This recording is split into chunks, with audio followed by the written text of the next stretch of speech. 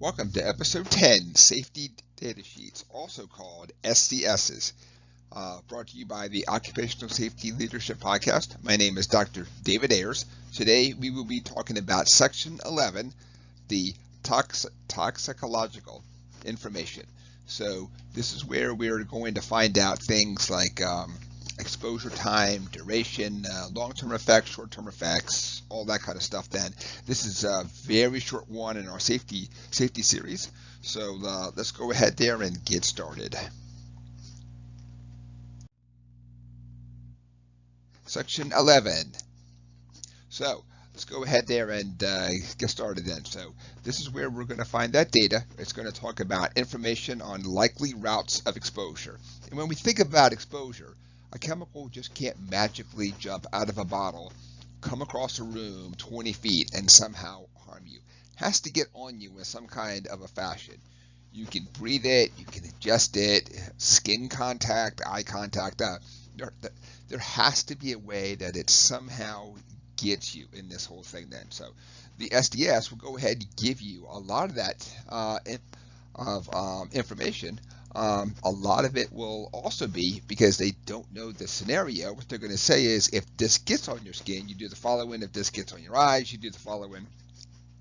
It will also sit down and it'll look at a description of the delayed effects, immediate, chronic effects, short-term, long-term exposure. You can't tell now, but I'm going to get on my soapbox. But all of us can think back to when asbestos was going to save the earth.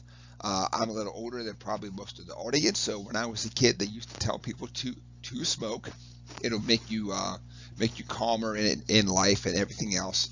So science hasn't always kept up with what we're using and doing out there. So I always tell people, do everything you can to minimize any exposure at all, because we can only go by the data that we currently have right now.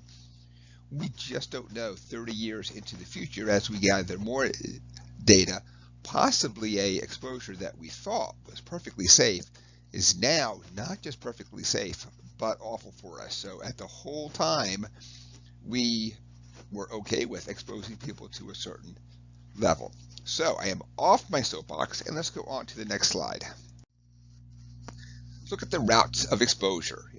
Obviously, when we think about breathing it, of course, your lungs have a very large surface area.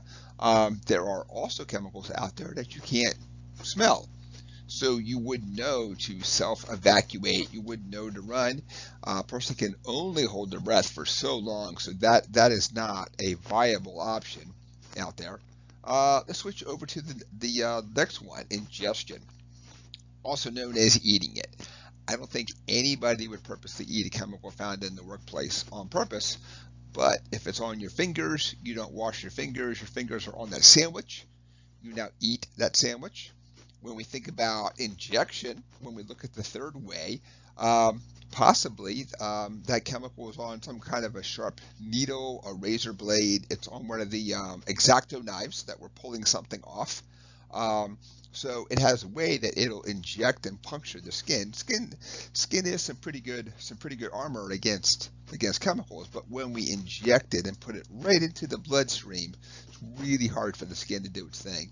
And we can also have absorption. It can go through the normal skin, but we can also think about the moist areas. We can think about your eyes and your nose, those types of membranes where it can also get inside of you. The most common route is going to be breathing it, because the surface area of your lungs are so great in this. Let's go on to the next slide here. So a little bit more toxicological information. It's going to also give you the lethal dose then. So it's going to say the lethal dose of insert the number and chemical, is the estimated amount of the substance estimated to kill 50% of the test animals. And that'll be that LD50, lethal dose 50. That's found on there. It'll also have a lot of descriptions of the symptoms. You can find a lot of different test data for the different animals out there.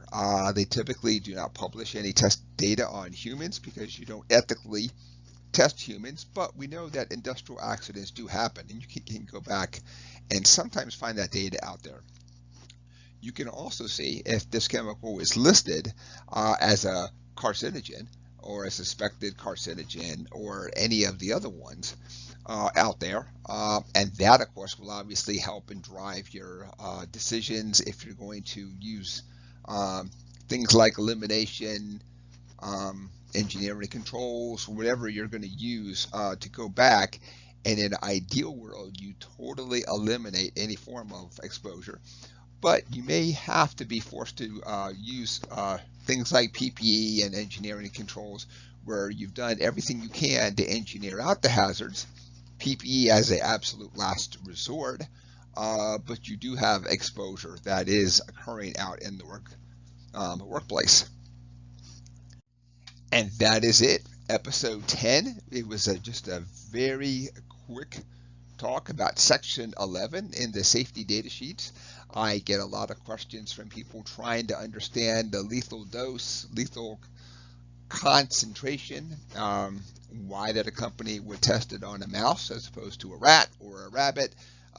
And there's a lot of different questions out there. Sometimes there are no answers. That just happen to be what the company chose as opposed to another form of an animal. So I'd like to thank the Occupational Safety Leadership Podcast and Applied Safety Management for sponsoring this episode. Episode 10. I can't believe that 10 episodes are in the bag in 30 days, but we will just keep on producing these.